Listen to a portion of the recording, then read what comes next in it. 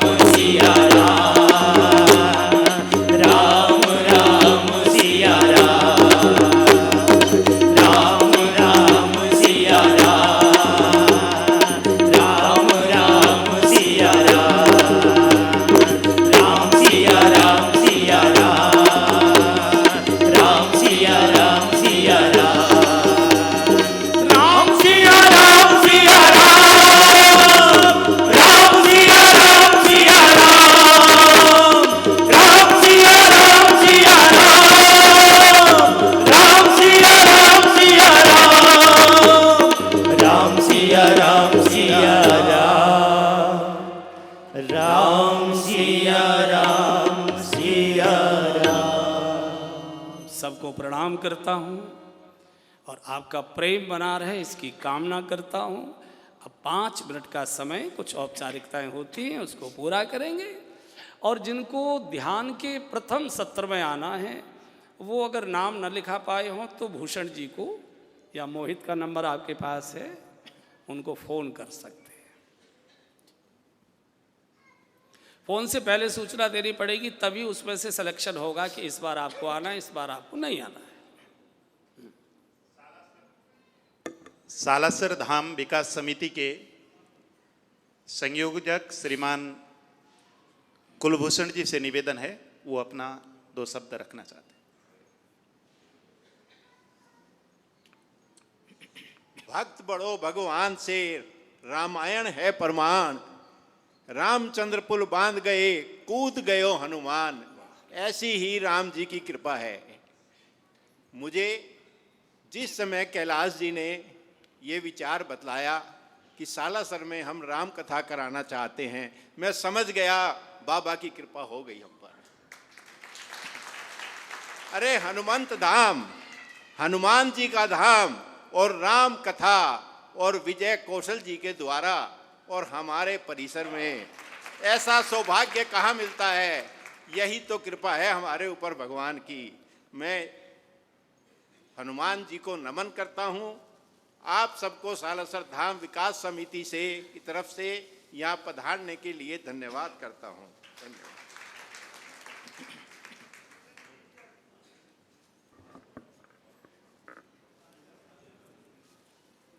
सालासर धाम में जो कथा हुई है, सालासर धाम विकास समिति, मंदिर के प्रधान पुजारी जी लगायत कथा में पधारे हुए आप सबका कथा आयोजन समिति और यजमान परिवार बहुत बहुत आभार व्यक्त करता है।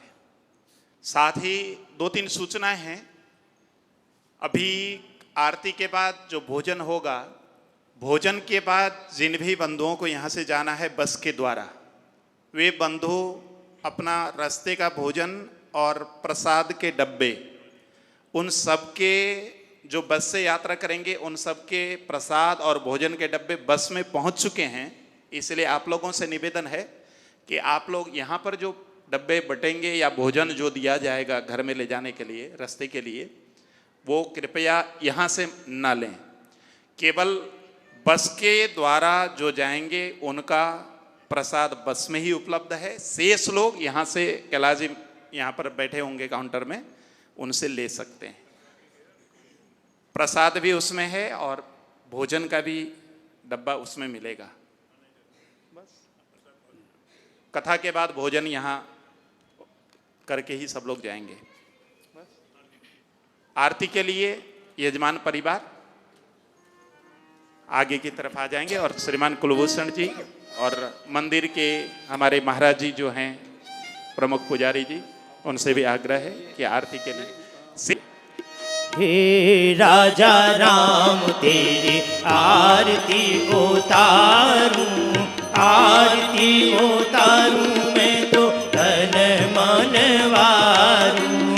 हे राजा राम तेरी आरती उतारूं, कनक सिंहासन राजत जोरी, दशरथ नंदन जनक किशोरी, युगल छवि को सदा निहारूं। हे राजा राम तेरी आरती उतारूं, वाम भाग शोभित जग जननी, चरण विराजत हे सुत अंजनी।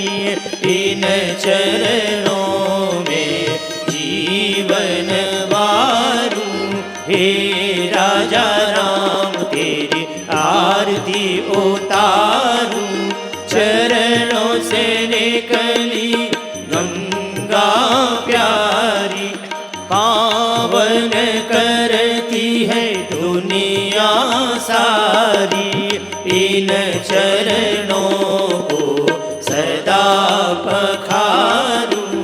हे राजा राम तेरी आरती उतारूं। आरती हनुमत के मन भावे। राम कथा नित शिव जी गावे। मैं सुन सुन निज जन्म समारूं। हे राजा राम तेरी आरती उतारूं। आरती उतारूं मैं तो तन मन वारूं। आरती उतारूं मैं तो तन मन वारूं। हे सीताराम तेरी आरती उतारूं। हे राजा राम तेरी आरती उतारूं। बोलिए सियावर रामचंद्र भगवान की जय। पवन सुत हनुमान की जय। उमापति महादेव की जय। सालासर भगवान की जय। पूज्य कौशल जी महाराज की जय। बोले जय जय श्री राधे। जय जय श्री राधे। जय जय श्री राधे।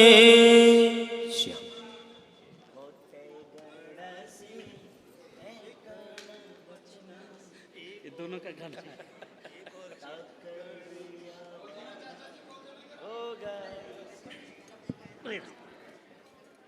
पूज्य महाराज जी की वाणी में गाई हुई श्री राम कथा एवं भजनों की CD, DVD, pen drive, mobile chip hall के बिल्कुल बाईं तरफ श्री राम कथा गंगा स्टॉल पर उपलब्ध हैं। जो भी भक्त लोग लेना चाहते हैं, खरीदना चाहते हैं, वहाँ से प्राप्त कर सकते हैं। पूज्य महाराज जी की कथाओं की 3 पुस्तकें, भैया भरत, श्री हनुमंत कथा और एक पाठ की पुस्तक नित्य वंदन, ये तीनों पुस्तक भी श्री राम कथा गंगा स्टॉल पर उपलब्ध हैं।